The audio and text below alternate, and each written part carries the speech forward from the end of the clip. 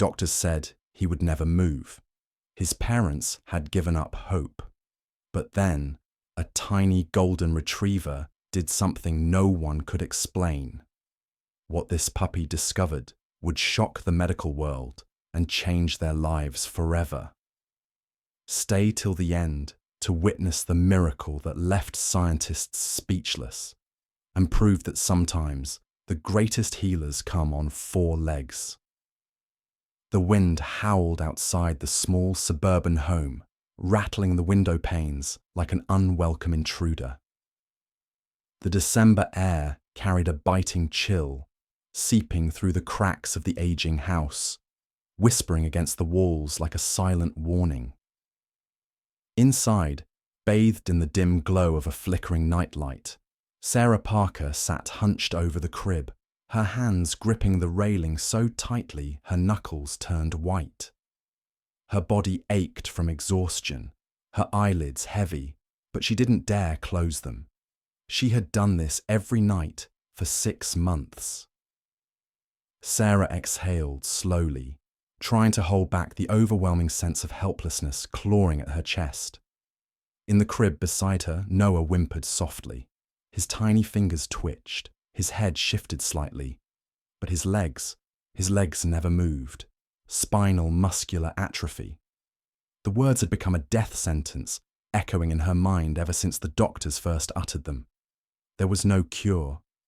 Noah would never walk, never crawl, never know the joy of chasing after a butterfly or kicking a ball.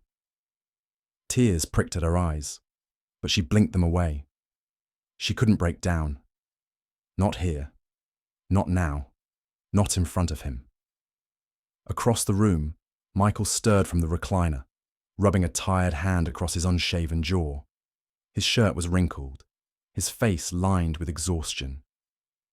"You should sleep," he murmured, voice hoarse from too many sleepless nights. Sarah let out a humorless chuckle. "And miss the chance to hear Noah cry? No thanks." Michael sighed. They had been having this same conversation for weeks. Sarah never slept anymore. She was always watching Noah, waiting for the crying to start, for the seizures to come, for the silent agony of his condition to steal whatever was left of her fragile hope. Michael ran a hand through his hair, frustration tugging at his features. He wanted to fix things, but there was nothing to fix. "We need help, Sarah," he said softly. She stiffened. "You can't do this alone," he added. "We need—" "I'm not putting my son in a home," she snapped, her voice cracking. Michael flinched, pain flashing in his eyes. "That's not what I meant." Silence stretched between them, thick and suffocating. Sarah hated herself for lashing out, but the mere thought of handing Noah over to someone else, someone who wouldn't love him the way she did, was unbearable. She turned back to the crib, stroking Noah's soft, golden hair. His breathing was uneven, his tiny chest rising and falling in weak, laboured movements. She could feel Michael's gaze on her. They were both drowning, but neither knew how to save the other. Then, just as the silence became unbearable, a tiny bark shattered the tension. Sarah turned toward the noise just as a small golden retriever puppy stumbled into the room, its oversized paws clumsy on the hardwood floor. Maximum. The shelter had said he was the runt of the litter, the smallest and weakest among his siblings. Maybe that was why Sarah had chosen him. Maybe that was why she felt an instant connection. 2 souls born into battles they never asked for. Max let out another excited yip before clumsily hopping onto the couch, his big brown eyes filled with something Sarah hadn't seen in a long time: hope. Michael sighed, rubbing his temples. "He's just a dog, Sarah." She ignored him. Instead, she reached down, lifting Max into her arms. He smelled of warmth, of innocence, of second chances. "He's family," she whispered, pressing her face against his soft fur. Michael didn't argue. He never did when she spoke like that. The room fell into a delicate stillness. Then Noah whimpered again, this time softer. Sarah turned toward him immediately, her heart clenching. He was always in discomfort, always restless. It was one of the many cruel realities of his condition. But then something unexpected happened. Max wiggled out of Sarah's grasp and without hesitation climbed into the crib. Sarah's breath hitched. Max, no! She reached out to pull him back, but before she could, Noah's cries stopped. The room froze. For the first time in weeks, Noah wasn't fussing. Sarah and Michael stared, wide-eyed, as Noah's tiny fingers brushed against Max's fur. The puppy let out a soft whimper and curled against him, pressing his warm body close. And then, something incredible happened. Noah stilled, his breathing slowed, his clenched fists relaxed, and then he slept. Sarah clapped a hand over her mouth, tears spilling down her face. She turned to Michael, who looked just as stunned, his hands clenched into fists at his sides. Noah never slept peacefully. Not once. Michael swallowed hard. Is he... Sarah nodded, unable to speak. She watched as Max nuzzled closer, resting his small head against Noah's arm. They fit together like pieces of a puzzle. Two fragile souls, finding comfort in each other. Sarah reached out, running a trembling hand over Noah's face. His features were relaxed, at peace. No pain, no discomfort. For the first time since his diagnosis, he looked like a normal baby. A sob escaped her lips. Michael sat beside her, his fingers gripping her hand tightly. They didn't speak. There were no words for this moment. And as they sat there, watching their son sleep soundly for the first time in his life, they didn't know what was happening. They didn't know that this was only the beginning. Something was changing, something no doctor could explain. And that night, as Noah slept peacefully, Max's small body twitched beside him, his paws moving slightly, as if running in a dream. Sarah didn't know it yet, but the real miracle was just beginning. A cold draft whispered through the cracked window, rustling the curtains ever so slightly. The digital clock on the nightstand blinked 3:17 a.m. in dull red numbers. Sarah shifted on the couch, her neck stiff, her eyes burning from exhaustion. She hadn't meant to doze off, not with Noah just a few feet away in his crib. But the weight of sleepless nights had finally caught up to her. A strange sound stirred her from her hazy state. At first, she thought she had imagined it. A faint, rhythmic movement, like the shuffle of fabric against fabric. But when her eyes finally adjusted, her breath hitched in her throat. Max was curled around Noah, his small golden body pressed tightly against the baby's chest. His head rested near Noah's tiny arm, his paws draped gently over him.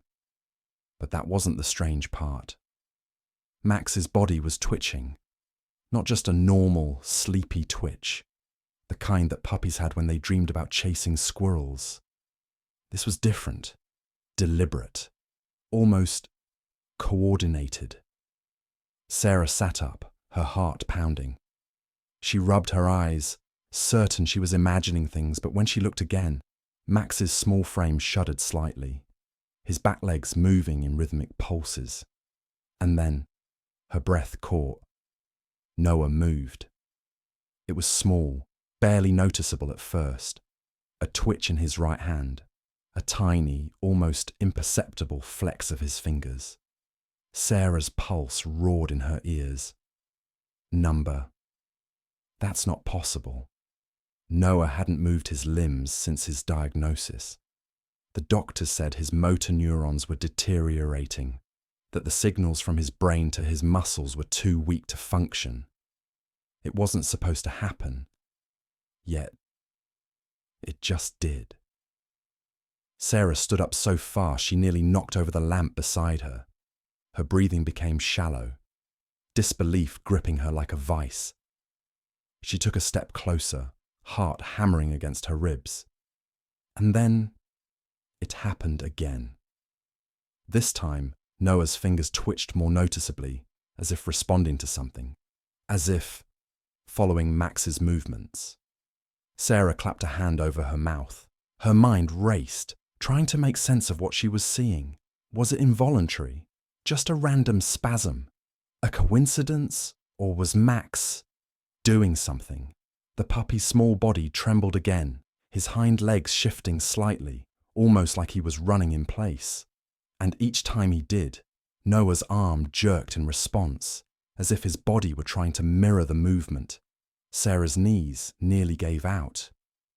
"Noah," she whispered, her voice shaking.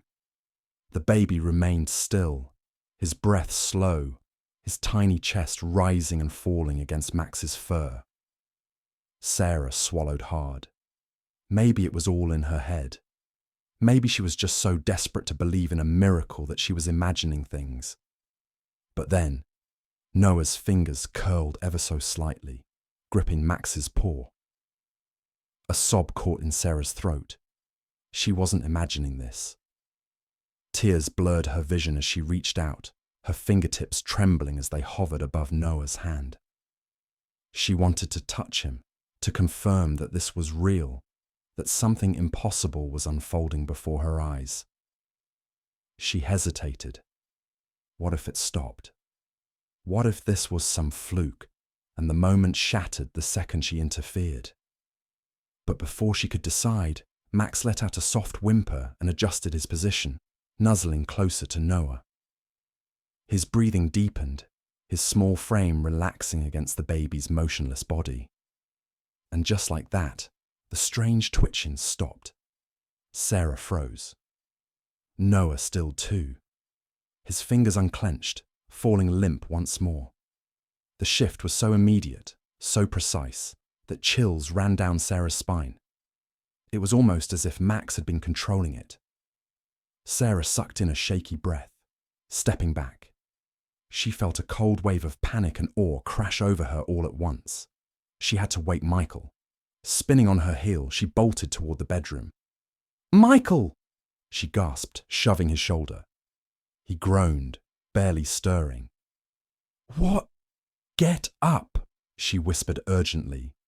"You need to see this." Michael cracked open one eye, squinting at her. "Sarah, what?" "Just come. Now." Something in her tone must have registered, because he sat up immediately, rubbing sleep from his face. Without another word, she grabbed his wrist and dragged him toward the crib. Michael frowned. "Is Noah okay?" Sarah didn't answer. She just pointed. Michael blinked groggily, glancing between their son and the sleeping puppy. "What am I looking at?" Sarah's pulse pounded against her ribs. "Just watch." Michael groaned, running a hand through his messy hair. "Sarah, it's the middle of the night. What is—" Then Max twitched again. Sarah watched, breath held tight in her chest. And then Noah twitched too. Michael's body went rigid.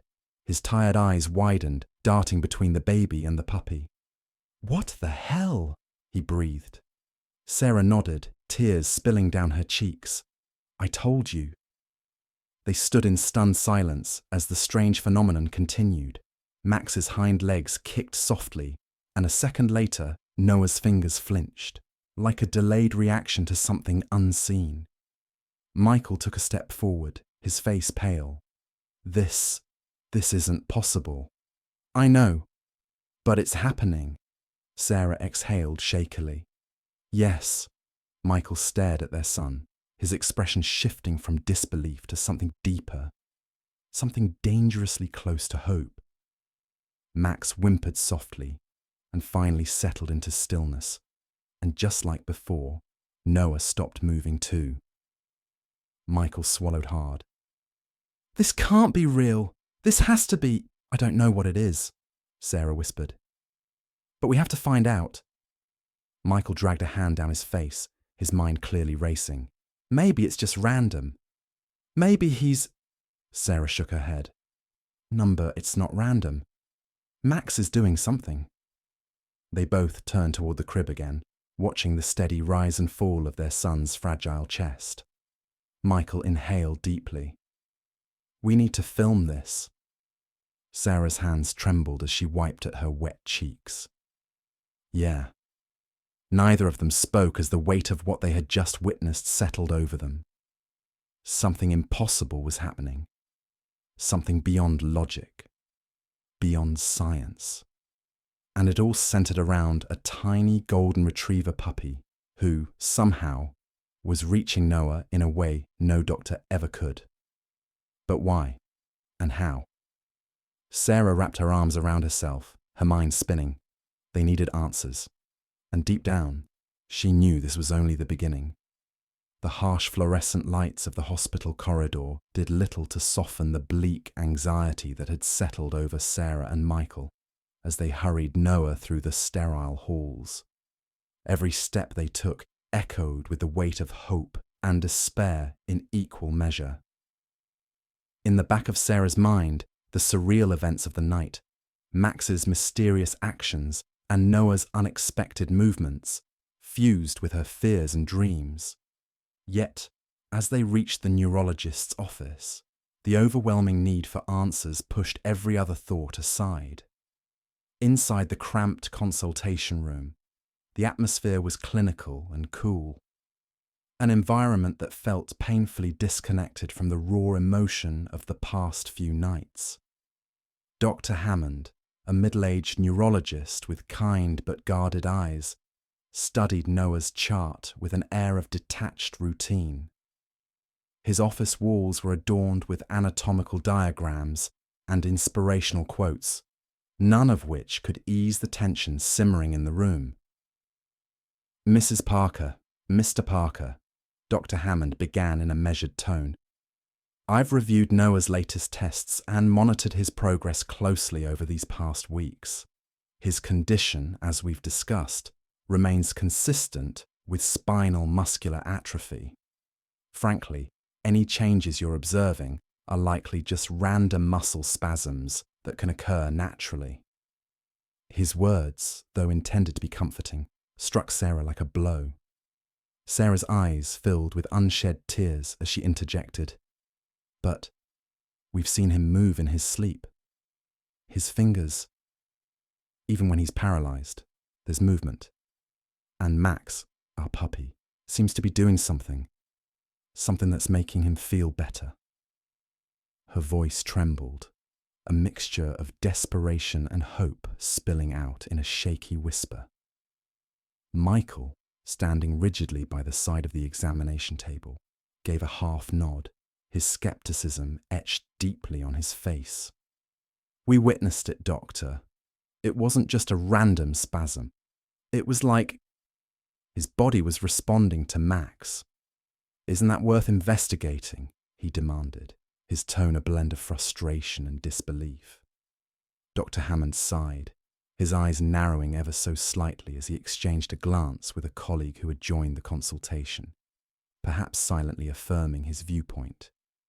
I understand your concerns, truly, but from a clinical perspective, there's no evidence to support the notion that animal therapy, especially one as unorthodox as you describe, can reverse or alter the course of such a degenerative condition. Noah's motor neurons have been compromised for months now. Any slight movements you're noticing are within the expected range of neurological activity, not a miracle in the making. Sarah's hands clenched around her purse, knuckles whitening. But you can't tell me that the gentle pressure, the way Max moves near him, it isn't doing something. Even if it's minor, shouldn't we explore every possibility? Her plea was imbued with an intensity born of sleepless nights and unyielding hope. A hope that had been nurtured in the quiet corners of their home, where miracles had seemed just within reach. The neurologist's response was clinical, his tone dismissive.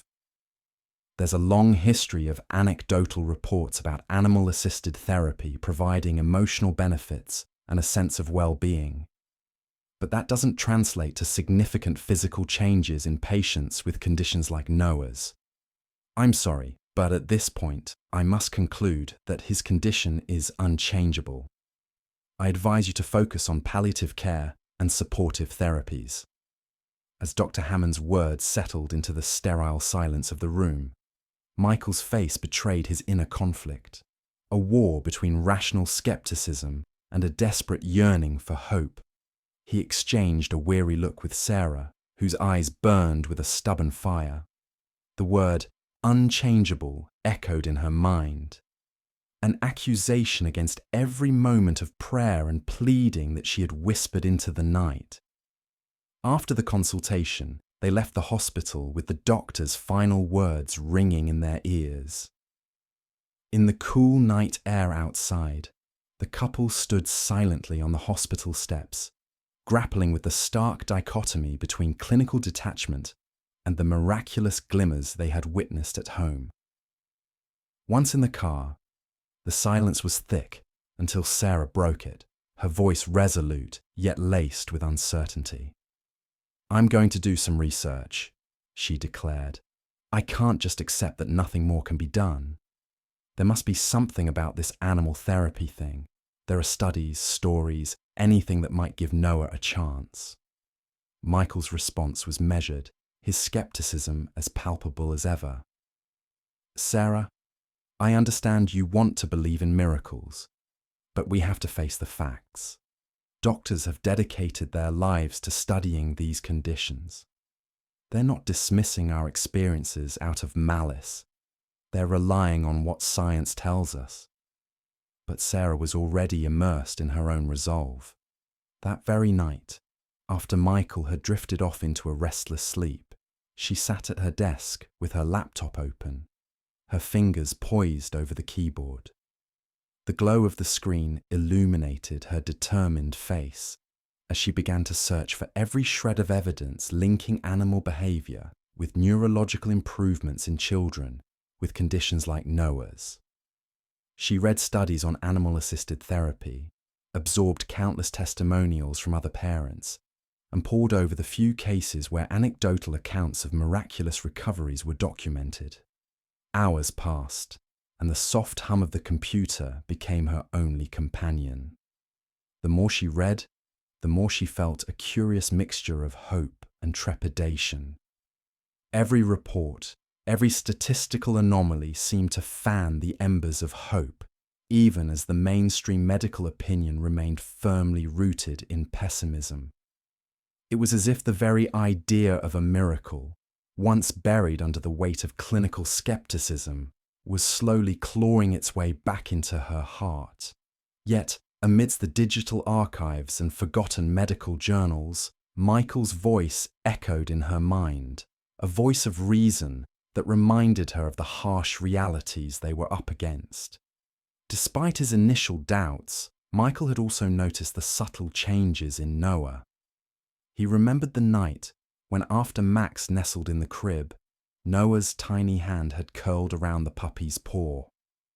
That moment, fleeting and almost imperceptible, had ignited a spark of possibility. But for Michael, a spark was not enough to dismantle years of medical certainty. In the days that followed, Sarah's research intensified. She reached out to experts in the field of animal therapy, gathering every possible piece of information that might explain the phenomenon she had witnessed. With each new article and each email reply from a sympathetic specialist, she felt her conviction growing. But every evening, as she tried to share her findings with Michael, she encountered his measured, cautious retort. "I just don't want us to get our hopes up." One particularly cold evening, as a storm raged outside, Sarah found herself poring over a forum of parents who had experienced similar miracles. Their words were filled with a desperate optimism, stories of small recoveries and heartwarming breakthroughs that defied the odds. It was in these testimonies that Sarah felt a kinship, a shared understanding of the impossible hope that burned in every parent's heart. But Michael remained a steady counterpoint, his doubts a constant reminder of the precariousness of hope built on fragile evidence. "We have to be realistic," he would say softly, brushing his fingers over Noah's sleeping face, as if trying to soothe the baby's unspoken fears. "We can't risk his well-being on something that might just be a coincidence." Sarah knew he was right. Every fibre of her being craved a miracle. Yet the knowledge of the unyielding medical facts gnawed at her. Still, the idea that Max, the gentle, unassuming puppy, might hold the key to unlocking Noah's potential was a thought she couldn't shake.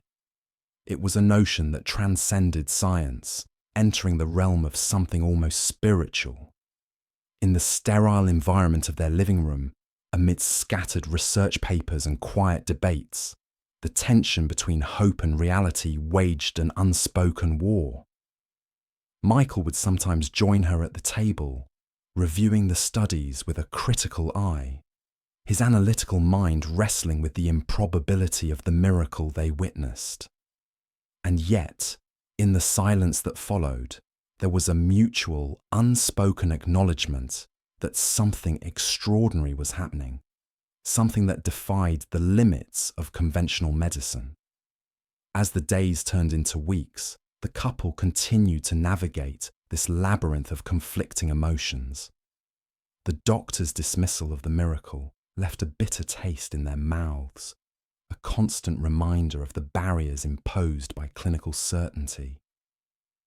But Sarah's relentless pursuit of knowledge and Michael's reluctant observations of small, unexplainable movements in Noah created a fragile bridge between despair and possibility.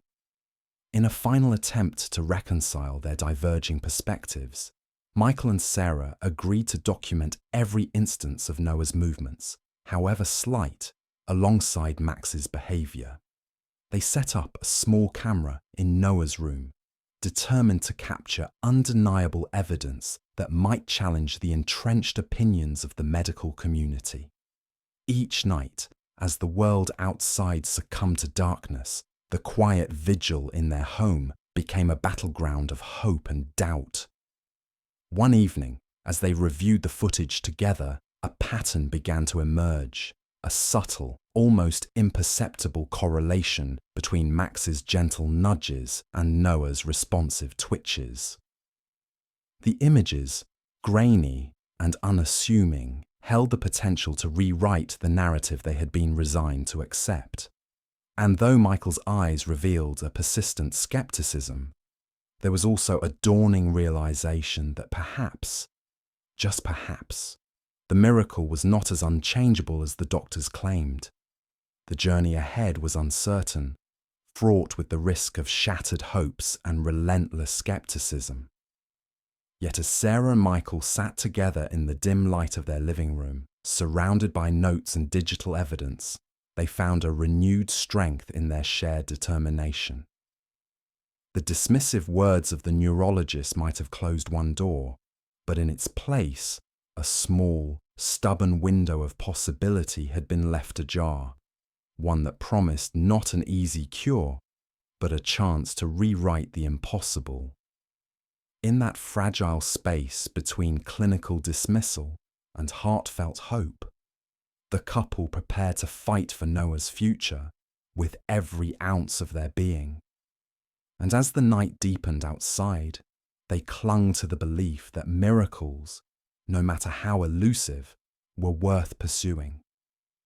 The first night Sarah set up the camera, she wasn't expecting much. She positioned it carefully on the bookshelf across from Noah's crib, adjusting the angle to capture everything. If there was even the slightest chance Max was doing something unusual, something that the doctors had dismissed, she wanted proof. Michael had been reluctant at first, muttering something about it being pointless and grasping at straws, but Sarah didn't care. She had seen Noah move. She had seen Max's strange, synchronized twitches. Something was happening, and she wasn't about to let medical skepticism erase the one shred of hope they had left. So, that night, as exhaustion pulled at her limbs and Michael's quiet breathing filled the room, Sarah lay awake, staring at the ceiling, waiting. She didn't know what she was waiting for exactly. A miracle, a revelation, anything that might explain the impossible. Morning arrived in a blur of restless dreams and anxious thoughts. Sarah bolted upright the moment sunlight streamed through the window. She hurried to the camera, heart pounding as she fumbled to play back the footage. The screen flickered to life, and there it was, the stillness of Noah's room, captured in eerie night vision. For the first half of the night, nothing seemed out of the ordinary. Noah slept, his tiny body motionless, Max curled up at his side. Then, around 2:46 a.m., Max stirred. Sarah leaned forward, gripping the edge of the desk as she watched the puppy lift his head, sniffing the air as if responding to something unseen. And then, he moved closer to Noah. Sarah's breath hitched. With slow, careful movements, Max used his tiny snout to nudge Noah's arm. It was gentle at first, a soft prod against Noah's limp fingers. When there was no response, Max tried again, this time pressing his nose against Noah's wrist, nudging upward as if encouraging movement. Sarah's pulse raced. Then, the moment that stole her breath. Noah's fingers twitched. It wasn't much, just a small jerk, but it happened directly after Max's nudge. Sarah's fingers trembled as she paused the footage, staring at the frozen frame. It wasn't a random spasm. Max had triggered it. She pressed play again, her heart hammering in her chest.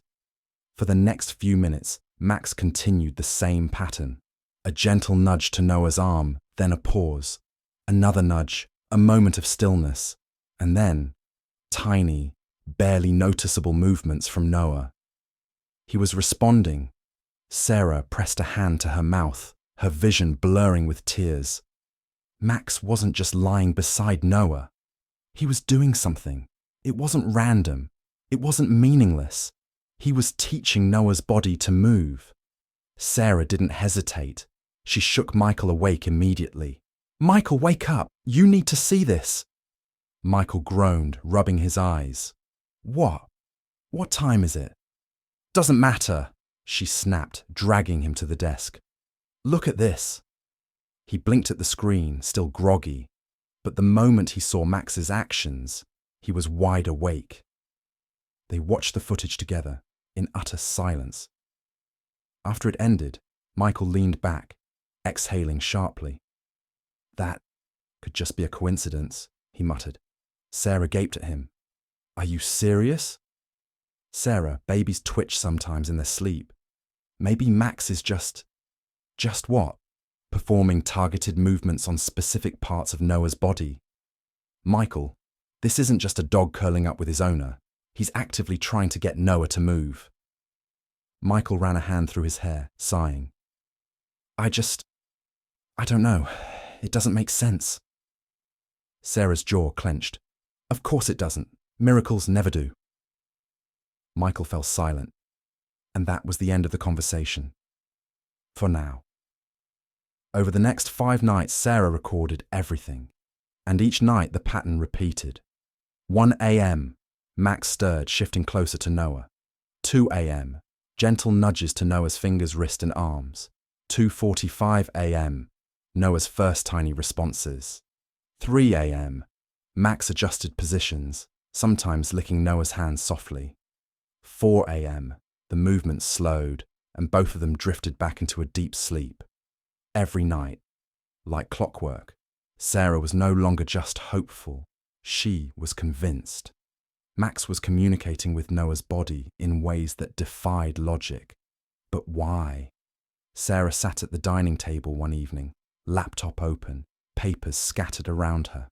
Michael hovered near the doorway, watching her. She didn't look up when she spoke. There are cases, she said. Documented cases of animals detecting illnesses before doctors do. Dogs who can sense seizures before they happen. Cats who know when a person is dying.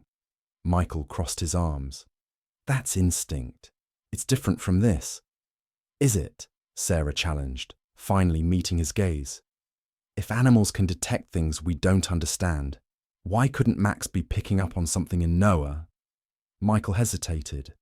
For the first time, she saw doubt flicker in his eyes. Sarah turned her laptop screen toward him, showing a study about animal-assisted therapy and neuroplasticity. They've proven that therapy dogs help stroke patients regain motor function, she continued. It's rare, but it happens. The brain can form new pathways. Learn to move again. Michael sat down slowly, his expression unreadable. Sarah took a deep breath. This was it. The moment that would decide whether they kept fighting or gave up. I think Max is doing something to Noah's nervous system, she said. The way he nudges him, it's like physical therapy, but gentler, more instinctive. I think he's waking up Noah's body. Michael exhaled. And what if you're wrong? Sarah looked at him, her eyes shining with a mixture of desperation and unshakable belief. What if I'm right? Silence. Michael looked down at the laptop screen again, his fingers tapping against the table. His mind was racing. Finally, he let out a slow breath and nodded. Then we keep watching, he said. Sarah's heart swelled. They weren't giving up. And deep inside, she knew Max wasn't just a puppy. He was something more, something extraordinary. And the world was about to find out. The tension in the Parker household had settled into a strange rhythm, a quiet battle between doubt and hope. Michael still wasn't fully convinced. Yes, he had seen the recordings. He had watched Max gently nudge Noah's limbs, had seen his son's fingers twitch in response. But part of him still clung to logic, to medical reasoning. He told himself it was just random muscle spasms. He told himself Sarah was reading too much into this. He told himself miracles didn't just happen, and yet deep down, something gnawed at him, a whisper of uncertainty that refused to fade. It was a chilly Friday evening when it happened. Michael had just walked in from work, exhausted from a long shift. He barely had time to drop his keys on the counter before Sarah grabbed his wrist, eyes wide with urgency. You need to come now, she whispered. Michael sighed, rubbing his forehead. Sarah, I just got home. Michael. Her voice was sharper this time, filled with something he couldn't quite place. Just come. Without waiting for his response, she pulled him toward the nursery. As soon as he stepped inside, he knew something was different. Max was in the crib again, curled up beside Noah like always, but this time he wasn't just nudging Noah's hands. He was licking his feet. Michael frowned. What's he doing? Watch, Sarah whispered. Michael crossed his arms, skepticism still lingering in his posture. But then, his heart nearly stopped. Noah's toe twitched. Michael's breath caught in his throat. And then, just as Max ran his tiny pink tongue over Noah's foot again, it twitched even more. Michael took a step forward, eyes locked on his son. He wasn't imagining this. He knew he wasn't. Max licked again, and this time, Noah's entire foot flexed. Michael's world tilted. No, that's not possible. His rational mind screamed for an explanation, but nothing made sense. Noah's legs were paralyzed. His motor neurons were damaged beyond repair. And yet, there it was, clear as day. His son's tiny foot, moving. It wasn't a spasm. It wasn't involuntary. It was real. Sarah let out a small sob beside him, her hands trembling. Do you see it now? She whispered.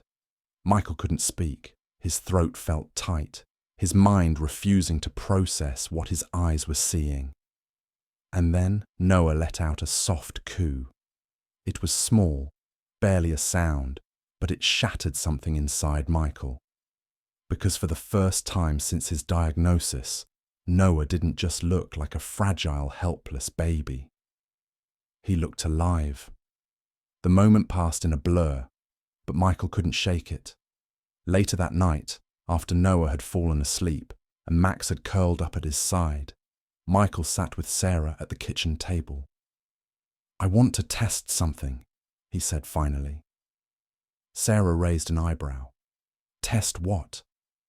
Michael hesitated. He still wasn't ready to say the word miracle. Not yet, but he needed answers. "I want to see if it happens again," he said. "I want to know if Max is really doing this, or if it was just a one-time thing." Sarah nodded, her expression unreadable. "Then let's find out." For the next 3 nights, they watched. Each time, Max repeated the same routine. 1 a.m. Max stirred in his sleep, shifting closer to Noah. 2 a.m. He nudged Noah's hands, paws pressing lightly against his fingers. 3 a.m. He licked Noah's foot, and Noah moved. It was no longer just a coincidence. It was a pattern, a deliberate, consistent pattern. And every night, Noah's movements grew stronger. First, a twitch, then a flex, then a slow, barely noticeable shift of his foot. Michael watched in stunned silence, his logical mind warring with the undeniable truth. Max was doing something, and Noah was responding. Despite everything they had witnessed, Michael wasn't ready to call the doctors just yet. They needed undeniable proof.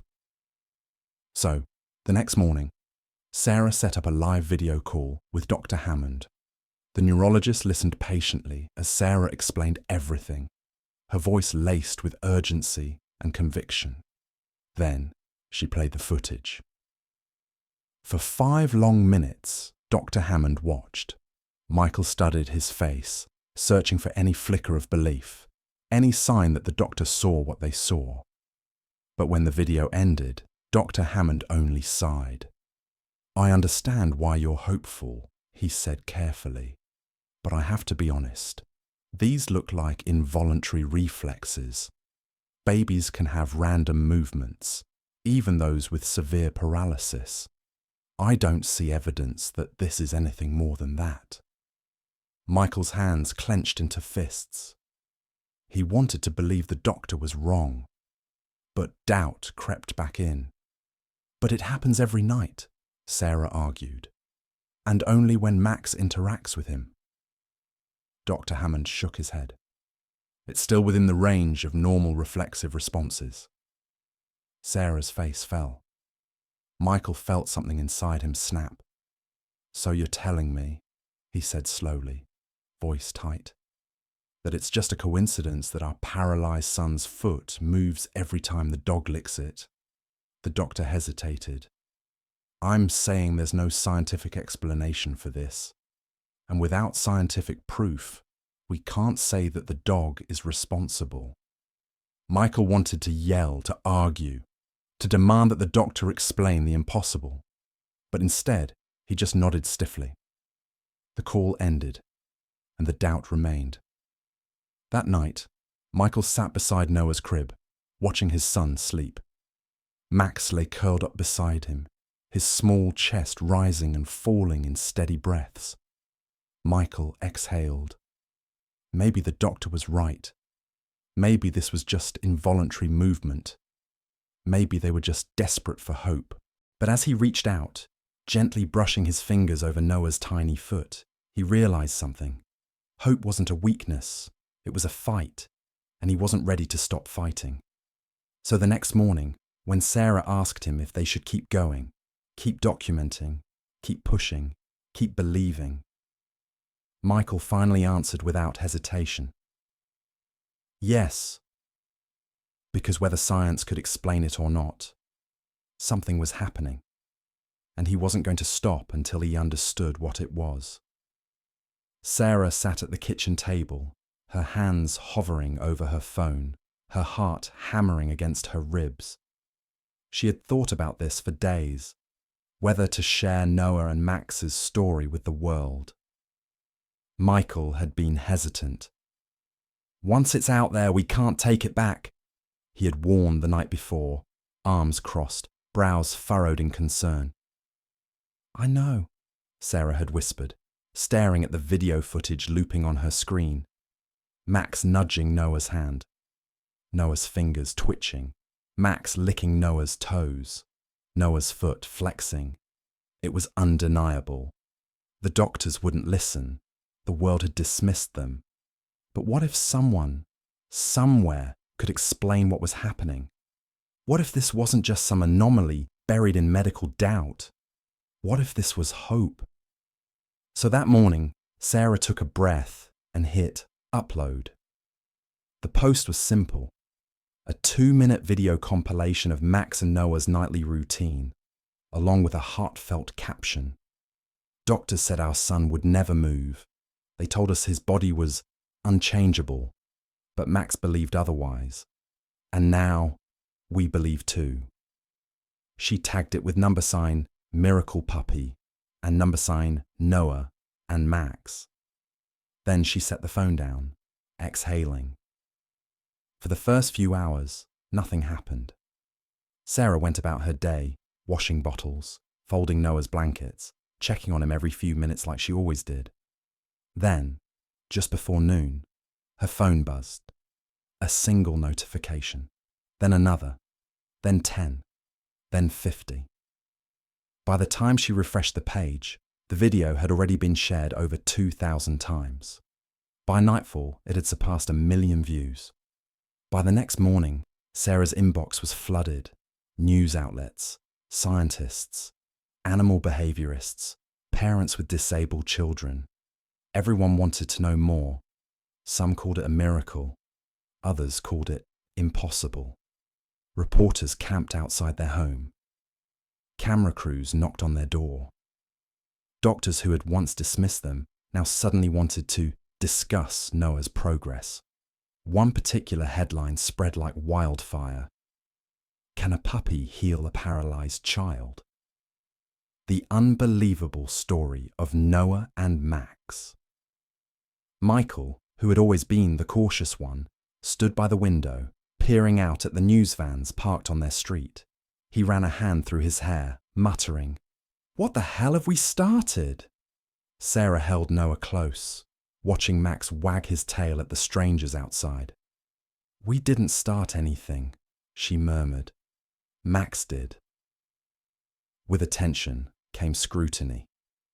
For every heartfelt comment and message of support, there were just as many skeptics. "Babies have involuntary movements all the time. This is just coincidence. The parents are just desperate for hope. There is zero scientific proof that a puppy can rehabilitate a human nervous system." Doctors went on national television, politely but firmly dismissing the possibility that Max was playing any role in Noah's movements. "This is simply not how rehabilitation works," one neurologist declared. "There is no evidence that an animal, especially a puppy with no training, can trigger movement in a paralyzed child." Michael watched the news clip in frustration, tossing the remote onto the couch. "Unbelievable. They're acting like we're making this up." Sarah bit her lip. "Maybe they just don't understand it yet," Michael scoffed.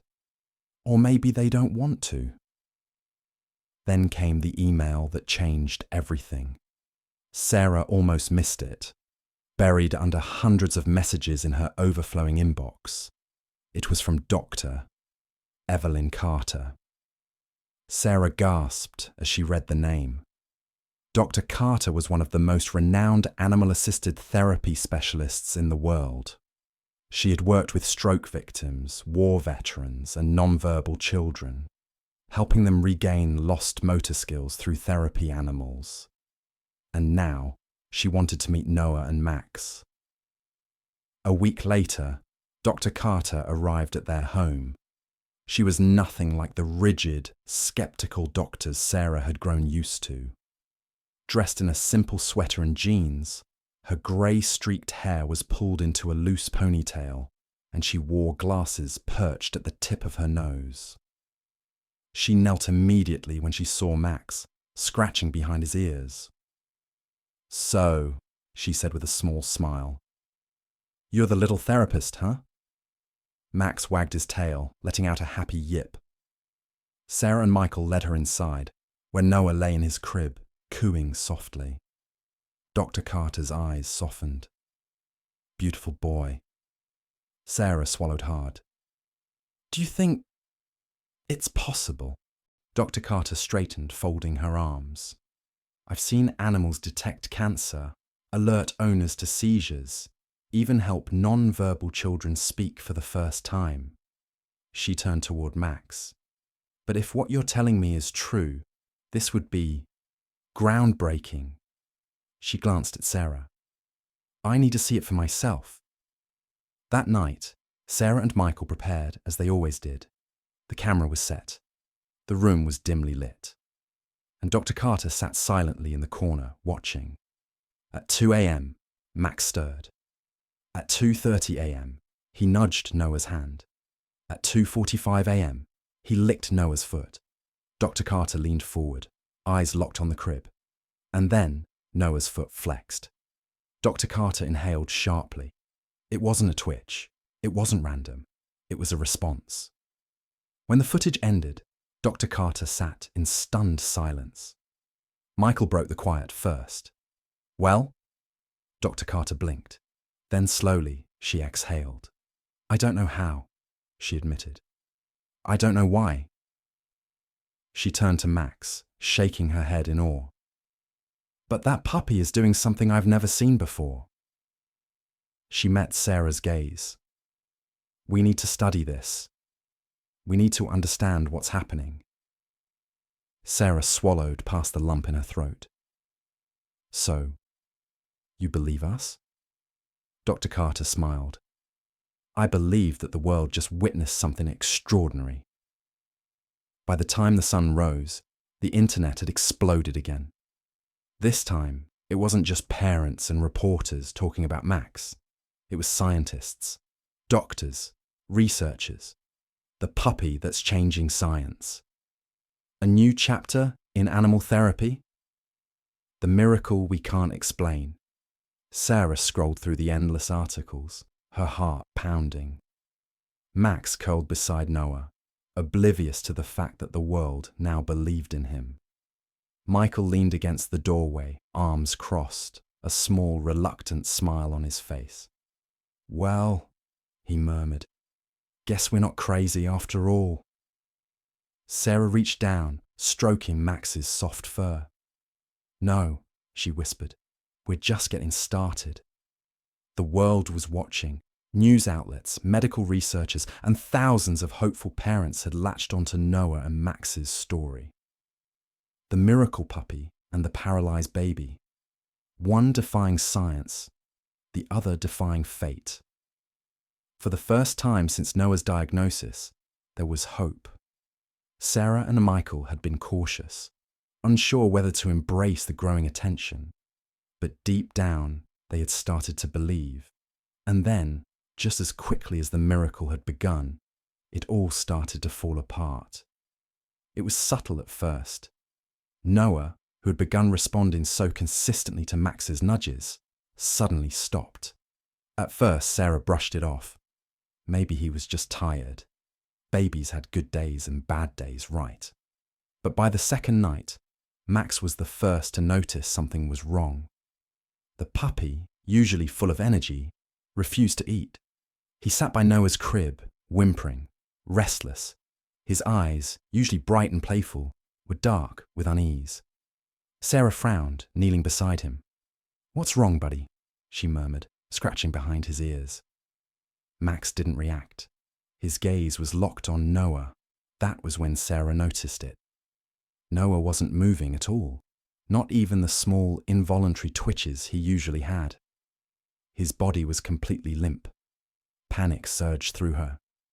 "Noah!" she whispered, gently touching his cheek. His skin felt cool, too cool.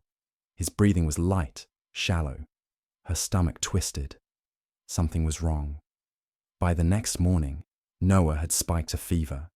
His tiny body burned under Sarah's touch, his cheeks flushed red, his breaths coming in uneven gasps.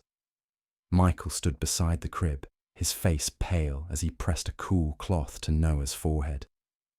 "This isn't normal," he muttered. Sarah swallowed hard. "We need to go to the hospital." Michael nodded, already grabbing the diaper bag. Max let out a sharp, desperate whine, pacing in circles near the crib. Sarah scooped Noah into her arms, heart pounding. Something was terribly, terribly wrong. The hospital was a blur of flashing lights, beeping monitors, and frantic doctors. Noah was rushed into the pediatric unit, his small body hooked up to oxygen and IVs. Sarah and Michael stood helplessly in the hallway as a swarm of nurses worked over their son. Max hadn't been allowed in, but even as they left him behind at home, Sarah couldn't shake the image of his pleading, terrified eyes. She squeezed Michael's hand so tightly, her fingers turned numb. "He's going to be okay," she whispered, as much for herself as for him. Michael's jaw clenched, his eyes locked on their son. He didn't answer. After what felt like an eternity, Dr. Hammond approached them, his expression grim. Sarah's stomach dropped. She had seen that look before. "Mr. and Mrs. Parker," he began carefully. "Noah's fever is dangerously high, and his oxygen levels have dropped. His muscles are weaker than they were even a week ago." Sarah's breath caught. "But why?" Dr. Hammond hesitated, and then he said the words Sarah had been dreading. "We believe his internal organs may be failing." Sarah physically swayed. Michael caught her, his own face ghostly pale. Dr. Hammond continued, his voice steady but heavy. "Spinal muscular atrophy is a progressive disease. It's possible that, despite the improvements you saw, his condition is worsening internally." "No," Sarah choked out. "That's not... He was moving. You saw the videos. He was responding to Max. He was getting better." Dr. Hammond sighed. "I know this has been an emotional journey, but we have to look at the facts. While small improvements in movement can happen, they don't necessarily indicate recovery. His nervous system is still deteriorating." Sarah shook her head violently. No, this couldn't be happening." Michael's voice was tight, controlled. "What do we do now?" Dr. Hammond's face was unreadable. "We stabilize him. We monitor. But if his organs are shutting down, we need to prepare for all possibilities." Sarah couldn't breathe. Possibilities. He meant death. The hospital allowed Sarah and Michael to stay overnight in Noah's room. Max wasn't allowed in, but Sarah could feel his absence like a missing limb. That night, as Noah lay still in the hospital crib hooked up to machines, Sarah broke down. Tears streamed down her face as she held his tiny hand, pressing it against her lips. "You're not leaving me," she whispered. "You hear me, baby? You're not leaving me." Michael sat beside her, staring blankly at the monitors, his hand gripping her knee. His silence terrified her more than anything. And then, just after midnight, Sarah's phone buzzed. A notification. She frowned, wiping her tears before picking it up. It was from the pet cam at home. She clicked the feed. Her breath caught. Max was in Noah's empty crib. The puppy was curled up against the blankets, whimpering. But then, he started moving. His small paws twitched. His body shifted, just like he did when Noah was next to him. Sarah's heart pounded.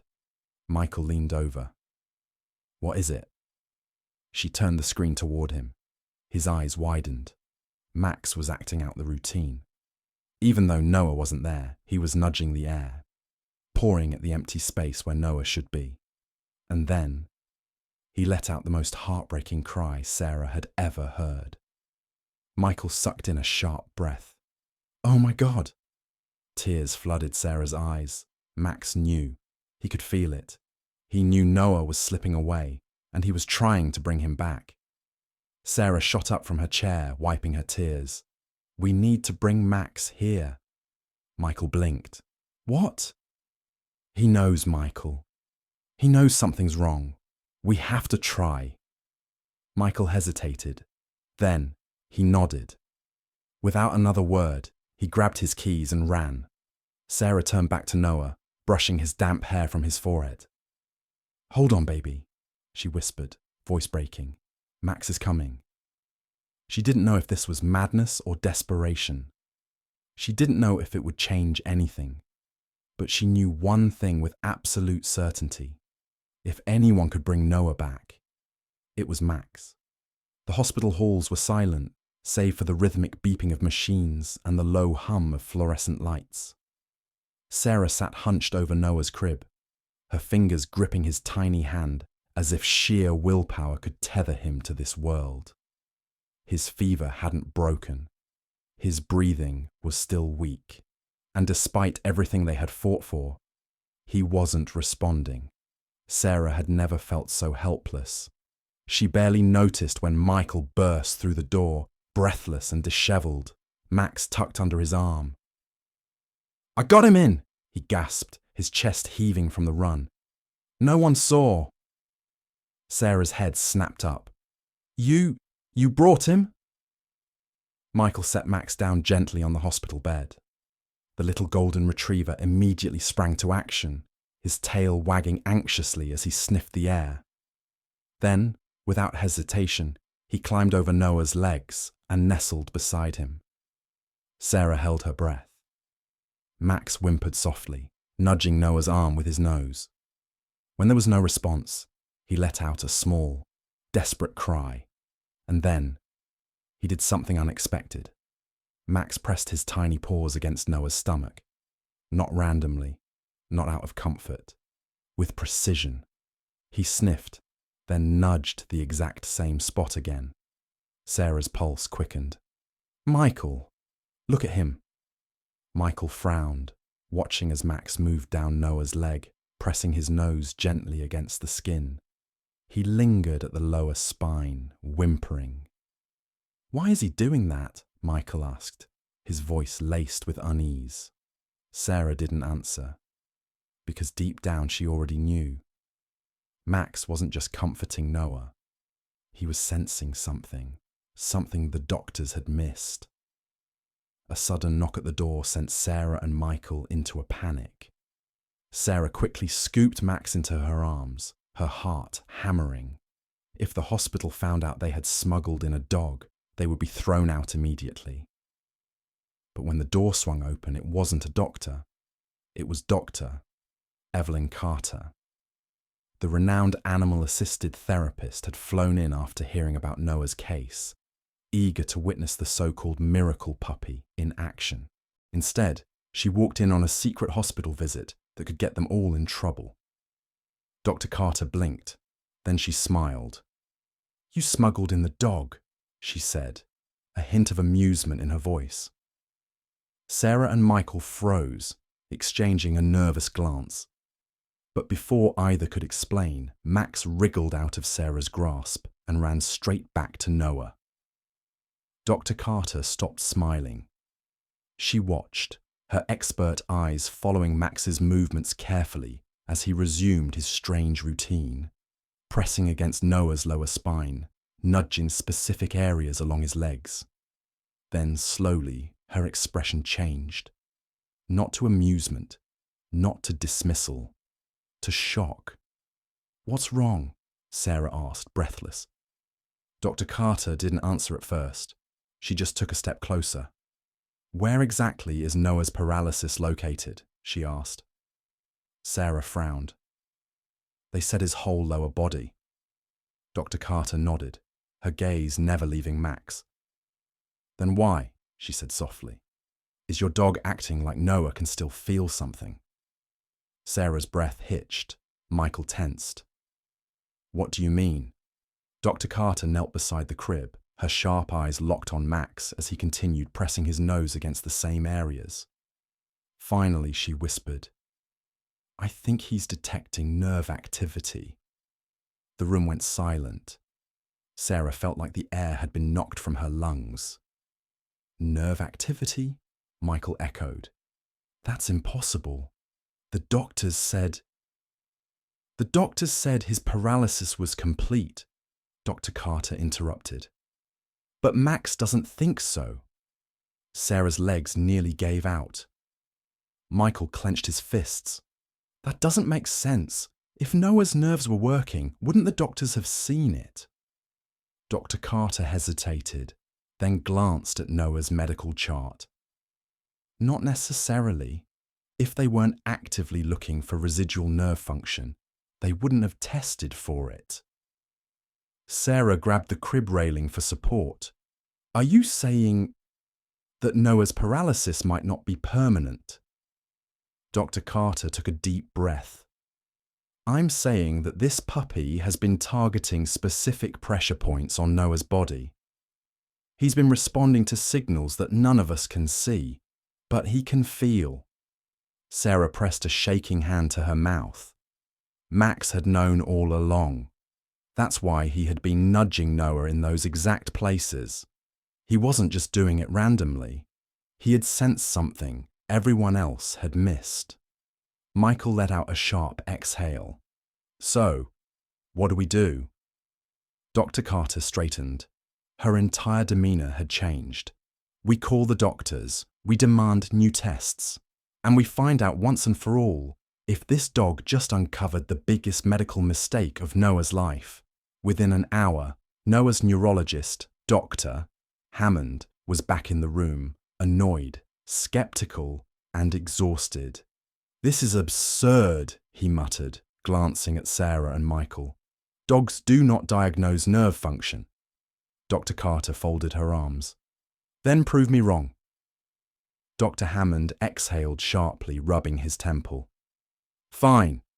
If it will ease your minds, I'll order another nerve conduction test. But I can tell you right now.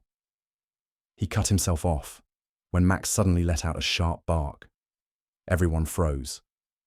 The puppy, usually gentle and quiet, had his gaze locked onto Dr. Hammond. His small body was tense, his tail lowered. Sarah had never seen him react to someone like that before. Dr. Carter's lips pressed into a thin line. I'd run those tests if I were you. Dr. Hammond sighed, but his expression was shaken. Without another word, he ordered the test. The next 24 hours were the longest of Sarah's life. She and Michael barely left Noah's side, and Max refused to eat or sleep. Then finally, the results came back, and what they revealed shook the entire hospital.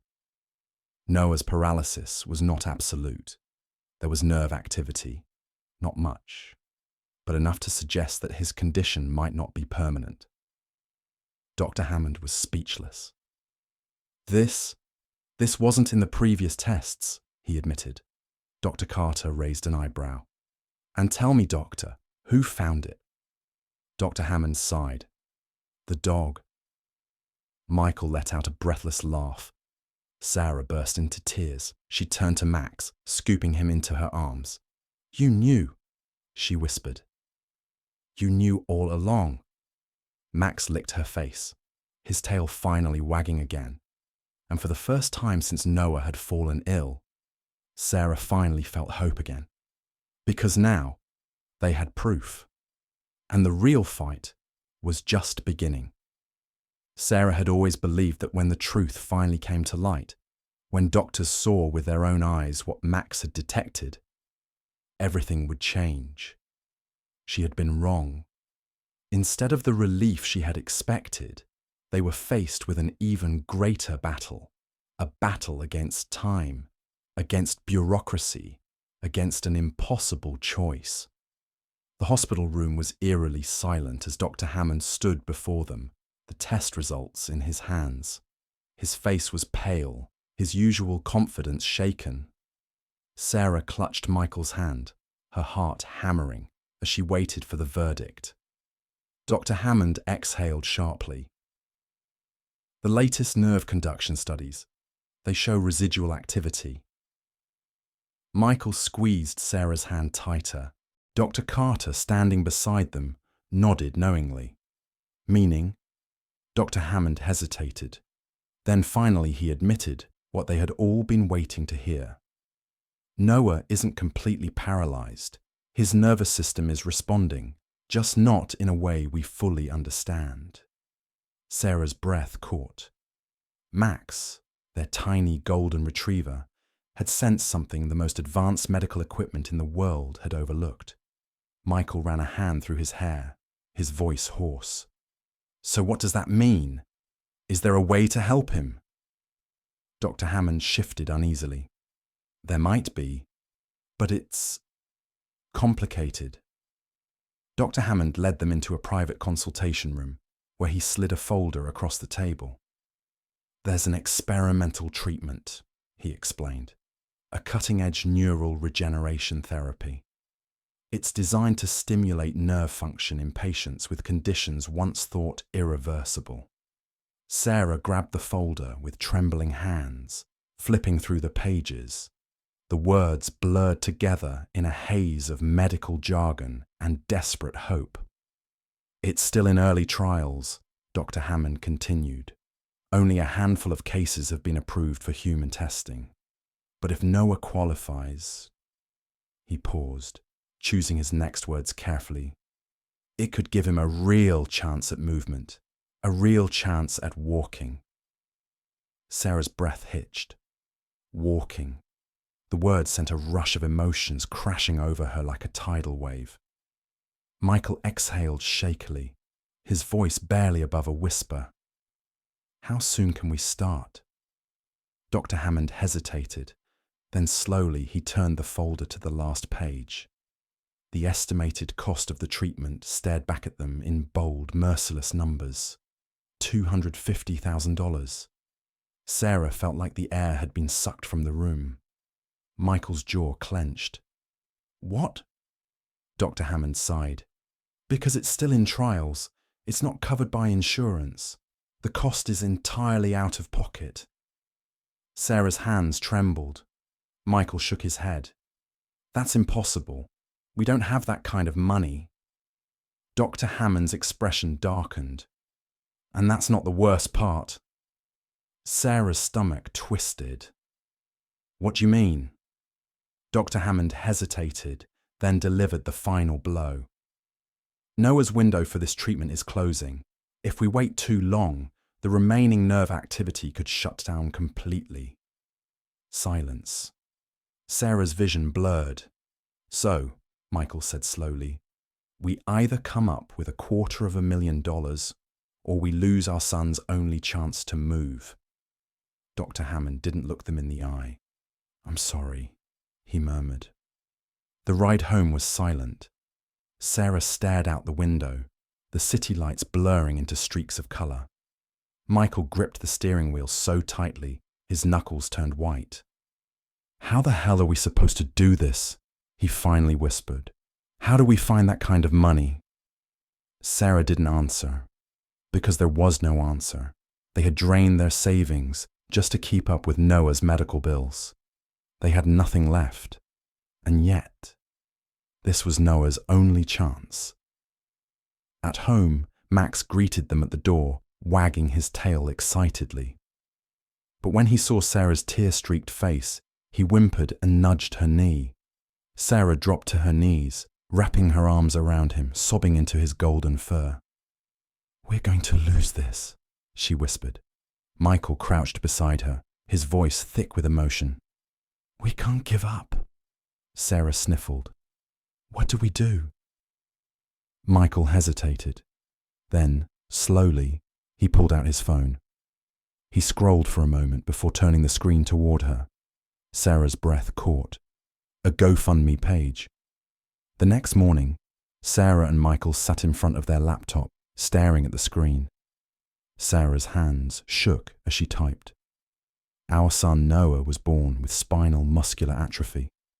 Doctors told us he would never move, never walk. But then, something extraordinary happened. Our puppy, Max, sensed something no one else could. He helped us discover that Noah's nerves were still active. Now, there's a treatment that could change Noah's future, but it's not covered by insurance. We need your help.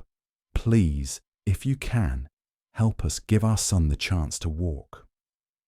She attached the video, the footage of Max and Noah, the proof that had shaken the medical world. Then, with a deep breath, she clicked post. For the first few hours, nothing happened. Then, just before noon, her phone buzzed. A donation, then another, then 10, then 100. The post began spreading. Celebrities shared it. News outlets picked it up. The world, which had already fallen in love with Noah and Max, now had a mission. Sarah stared at the screen, heart pounding as the donation total climbed higher and higher. $10,000, $50,000, $100,000. Tears streamed down her face. Michael let out a choked laugh, rubbing his hands over his face. This is actually happening. Then, her phone rang. Sarah grabbed it, her breath hitching. Hello? A deep voice answered. Mrs. Parker, this is David Reynolds. I work for a foundation that funds medical treatments for children. We saw your story. Sarah's hands clenched the phone. Yes. We want to cover the remaining cost of Noah's treatment. Sarah's world stopped. Her knees gave out. She barely registered Michael catching her as she collapsed in sobs. Max let out a joyful bark, wagging his tail wildly. They had done it. Noah had a chance. And now, the real fight was about to begin. The world had given them a miracle. In just a matter of days, strangers from across the globe had come together to fund Noah's treatment. The impossible number, $250,000, had been reached and surpassed. Sarah and Michael had barely slept, overcome with relief and gratitude. For the first time, there was a future where Noah might move, where he might walk. They had won. Or at least, they thought they had. Because just as hope had finally settled in, fate struck with cruel precision. And this time, it came for Max. It started subtly. Max, that unstoppable force of love and determination, had always been full of energy. But one evening, as Sarah set Noah in his crib, she noticed something off. Max wasn't by his side. Normally he curled up beside Noah the moment he could. But now, he lay a few feet away, his body oddly still. Max, Sarah called softly. Max didn't lift his head. Her stomach twisted. Michael, sitting on the couch with his laptop, glanced up. What's wrong? Sarah knelt beside Max, reaching out. The moment her fingers brushed his golden fur, she froze. He was warm. Too warm. Michael, she whispered, fear creeping into her voice. Michael was beside her in seconds. One touch, and his expression darkened. He has a fever. Max let out a weak whimper, curling into himself. Sarah's heart clenched. Something was wrong. They rushed Max to the vet the next morning.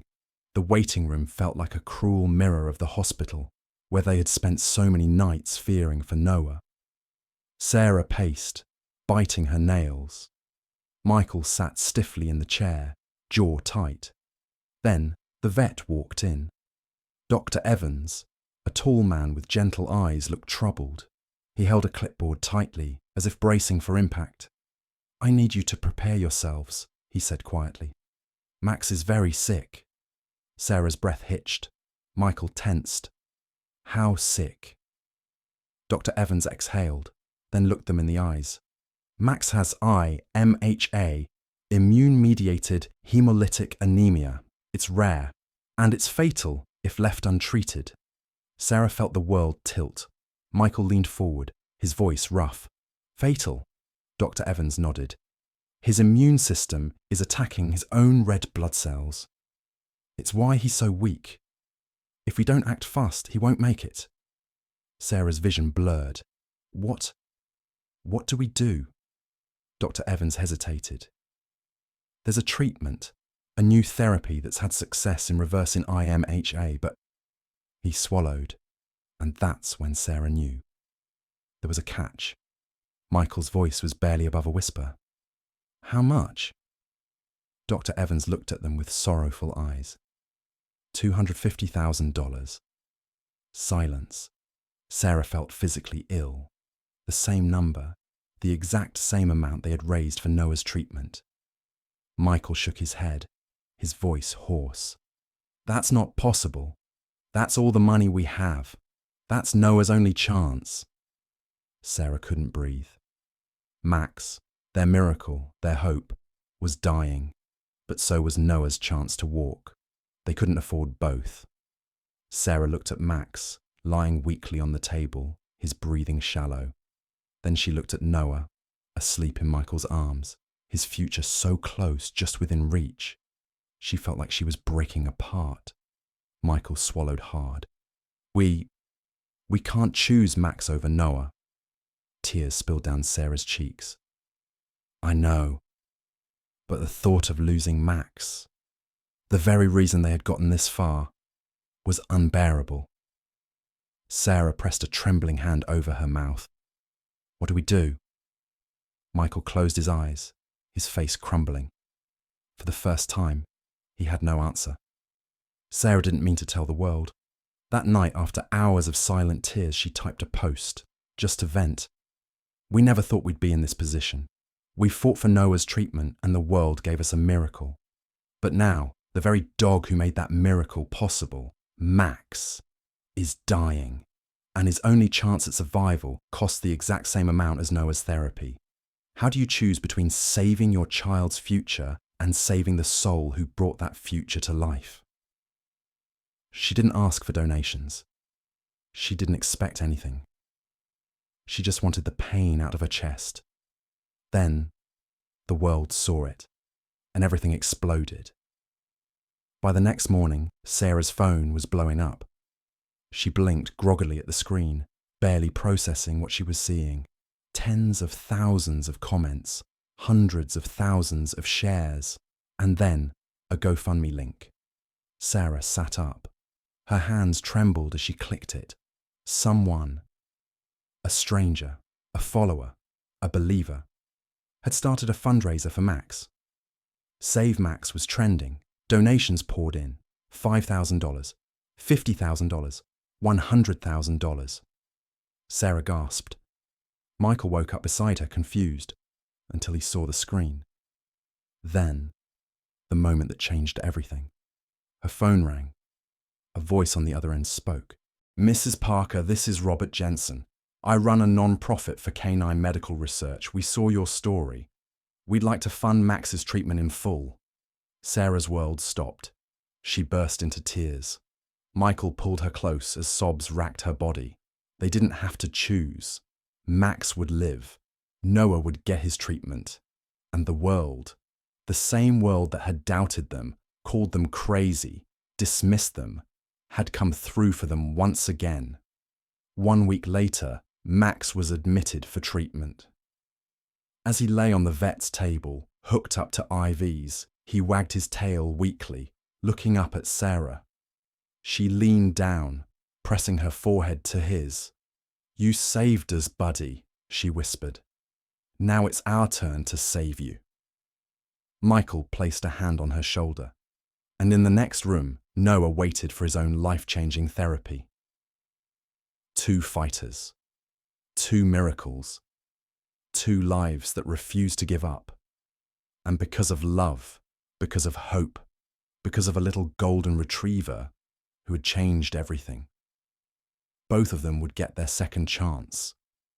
For months, Sarah and Michael had lived on the edge of hope and heartbreak, fighting for every impossible chance. First for Noah, then for Max, But now, for the first time, they weren't fighting alone. The world had answered their prayers. A mysterious donor had stepped forward, fully funding both Noah's groundbreaking therapy and Max's life-saving surgery. Sarah didn't know their name, didn't know why a stranger had chosen to change their lives. But it didn't matter, because now Noah had a chance. And so did Max. And all that was left was to see if miracles truly existed. The first day of Noah's therapy was a blur of wires, machines, and cautious optimism. Sarah and Michael sat in the hospital's rehabilitation centre, watching as a team of specialists prepped Noah for his first session. The room was full of state-of-the-art equipment, machines designed to stimulate nerve function, retrain muscles, and rebuild movement. And yet, all Sarah could focus on was Noah's tiny, fragile body lying still on the padded therapy table.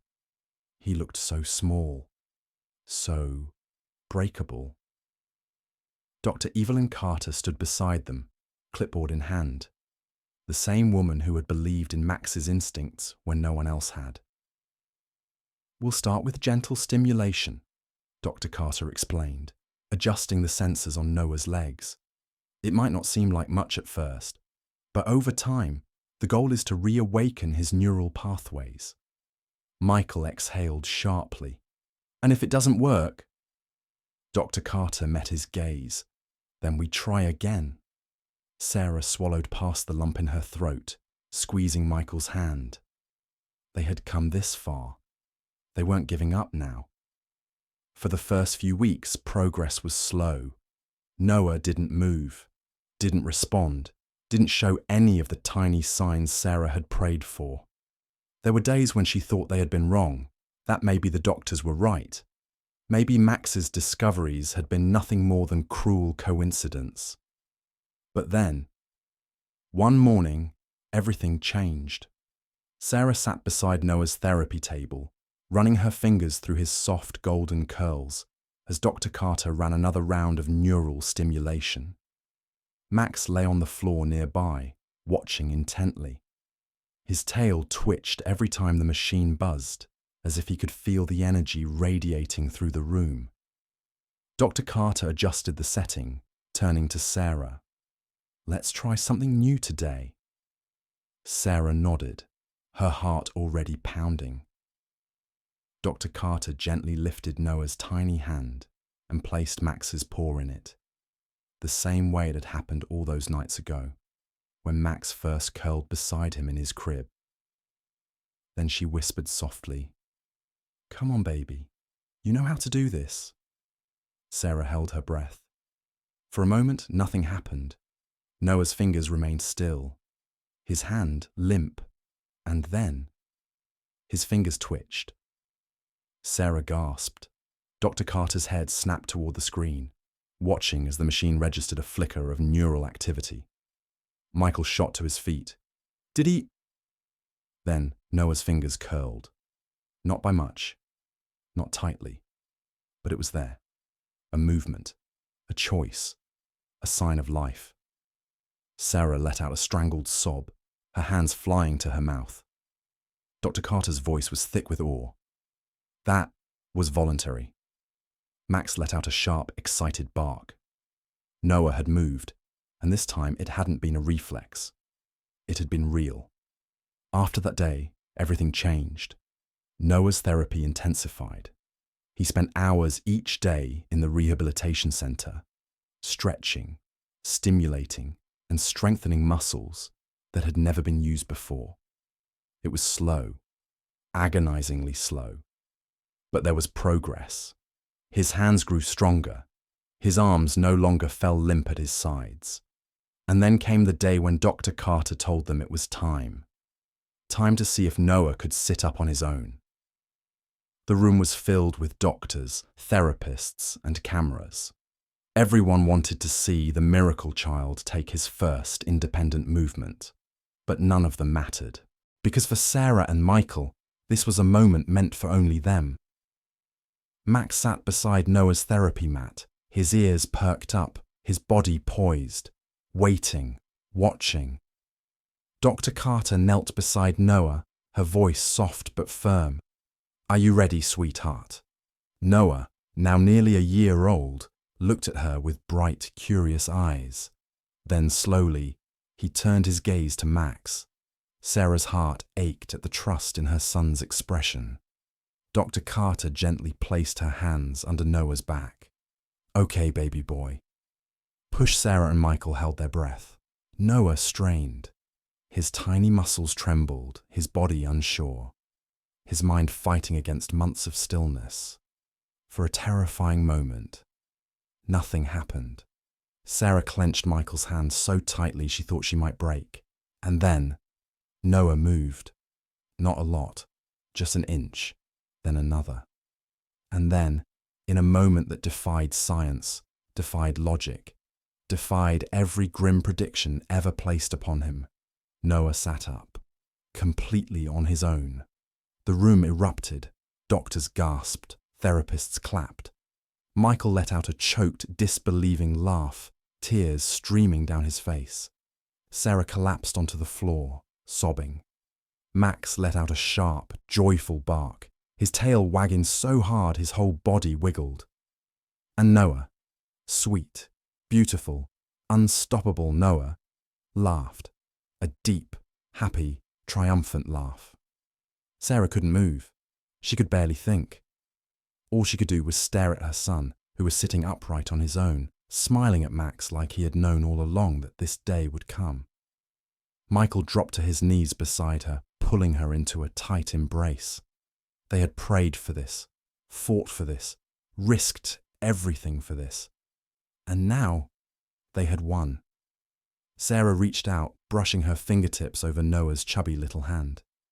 He turned to her, still beaming. And then, as if he knew what she had waited to see all along, he lifted his tiny arm and reached for her.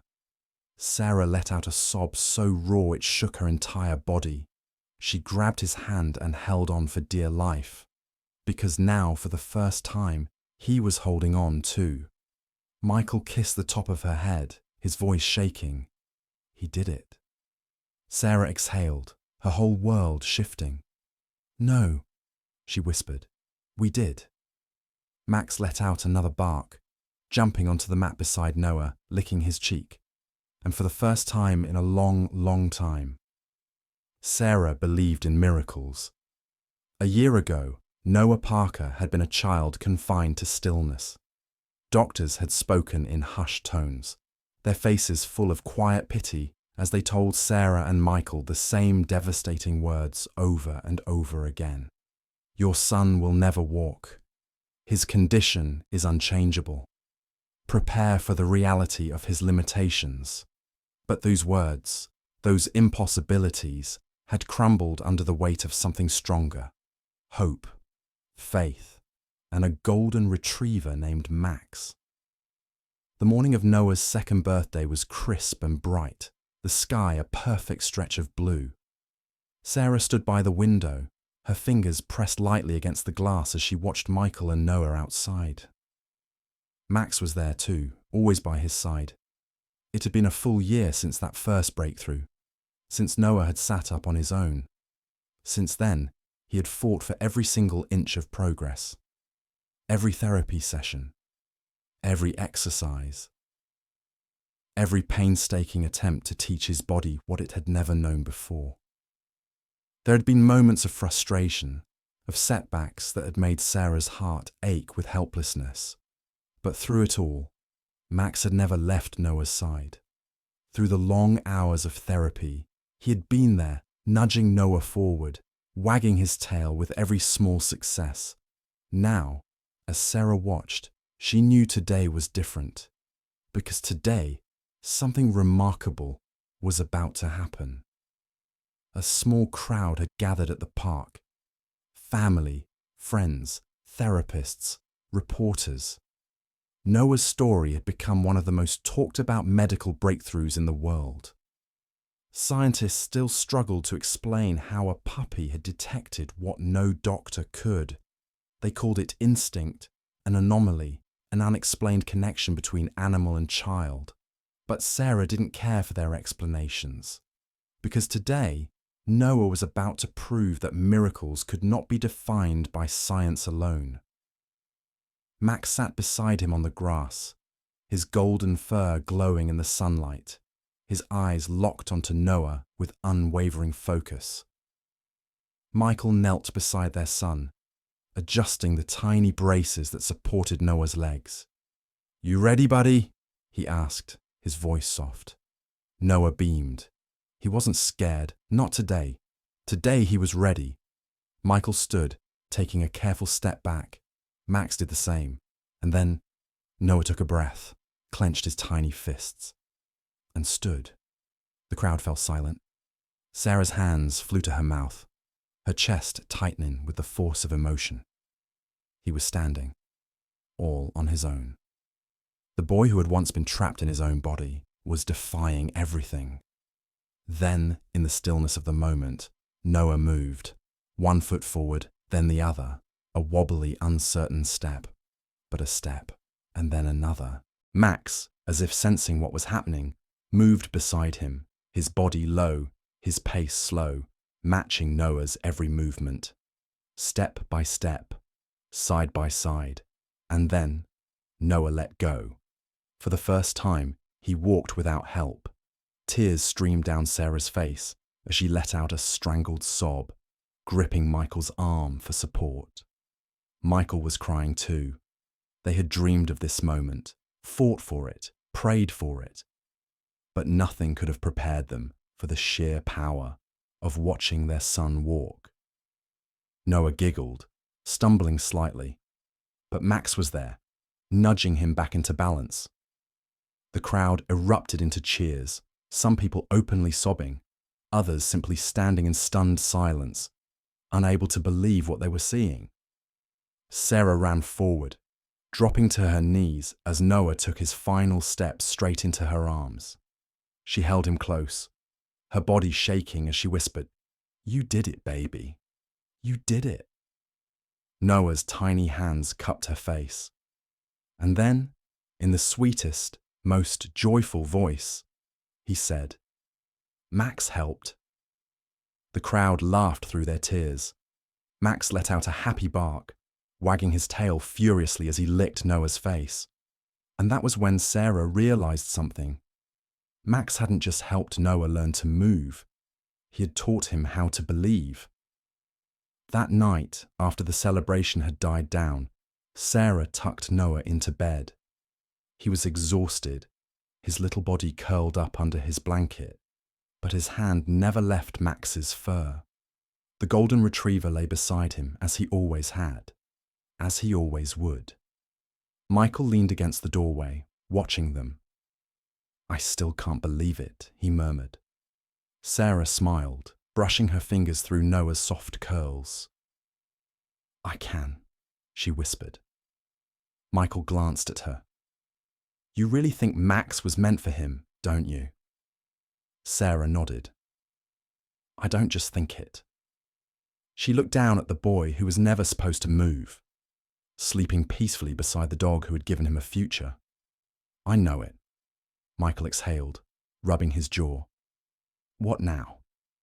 Sarah smiled softly, stroking Max's ear. "Now," she whispered, glancing back at their son. "Now we let him run." The video of Noah's first steps broke the internet. Millions watched in awe as the little boy, once declared immobile, walked with his dog beside him. Scientists and doctors pored over his case, desperate to understand how it had happened. But no one could quite explain it. They called it the Max effect, the mysterious, unexplainable phenomenon where an animal's instinct had unlocked something deep inside a child's body. Some called it a medical breakthrough. Others called it a miracle. But for Sarah, Michael, and Noah, it was simply the story of a boy and his dog. A boy who was never supposed to walk, a dog who had never given up on him, and a future where nothing was impossible. A few years later, as the sun set over their quiet neighborhood, a familiar sight remained unchanged. A little boy, now stronger, running across the grass.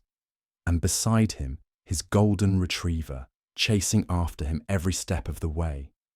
Sarah and Michael watched from the porch, tears in their eyes. "You think they know?" Michael murmured. Sarah smiled. "They've always known." And as the boy and his dog ran, laughter filling the evening air, one truth remained. Miracles were real. And they often had 4 paws and a wagging tail. Some stories are meant to be shared, because somewhere out there, another family is waiting for a miracle. If this journey moved you, if Max and Noah's bond inspired you, don't keep it to yourself. Hit that share button, leave a comment with your thoughts, and let's spread hope together. And if you want to witness more stories that prove the impossible is possible, you know what to do. Stay with us, because sometimes the next miracle is just one click away.